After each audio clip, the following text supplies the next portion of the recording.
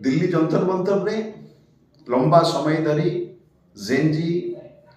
छात्र समाज युव समाज पक्षर जो आंदोलन होता भारत वर्षर शिक्षा व्यवस्था रे सुधार आनिबा कथा को लेकिन शिक्षा मंत्री इस्तीफा कथा को लेकिन नीट एग्जाम रे प्रश्नपत्र लीक कथा को लेकिन आज एक बड़ सफलता पाई अभिनंदन जड़ेबी से छात्र मान युवक मान जेनजी युवपीढ़ी को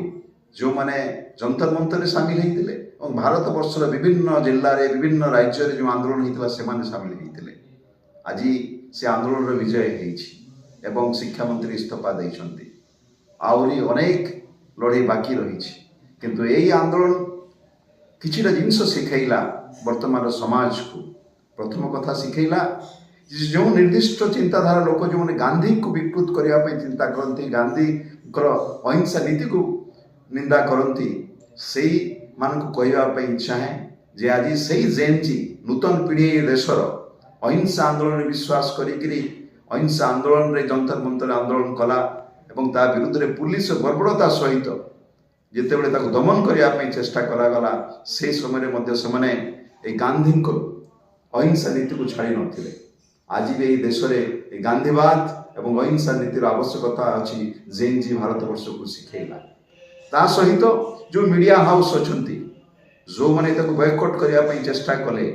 से माने गोटे जिन शिखिले जे जदि मीडिया हाउस बा गोदी मीडिया लोकंकर कथा न उठाए लोकंकर आंदोलन को समय न दिए लोकंकर दाबी को जदि उपेक्षा करे हेले बिना मीडिया हाउस रे बिना गोदी मीडिया रे मध्य सफलता मिल पार आज से ही गोदी मीडिया को शिखिबार दरकार अच्छी जिसमें लोकों सहित रे लोकों लड़े सहित रे ना से माने केवल चाटुकारिता करेंगे से विषय में शिखिबार दरकार अच्छी संबलपुरवासी भाव में जो आम सांसद शिक्षा मंत्री हेले सेते बेले निश्चित भाव में आम भितर आशार संचार होता जड़े संबलपुर एमपी संबलपुर सांसद भारत शिक्षा मंत्री होती किंतु विफलता जे केवल नीट पेपर क्वेश्चन माने आपनकर क्वेश्चन पेपर लीक कथा को नहीं नुहे एठी आमे संबलपुर देखिबा जे गत 23 मास धरी ए सरकार 26 मासरु संबलपुर यूनिवर्सिटी रे जीएम यूनिवर्सिटी रे भिसी नथिले एवं आज भी संबलपुर जिला संबलपुर सांसदीय क्षेत्र रे अधिकांश महाविद्यालय रे 50% रु कम अध्यापक अच्छा एणु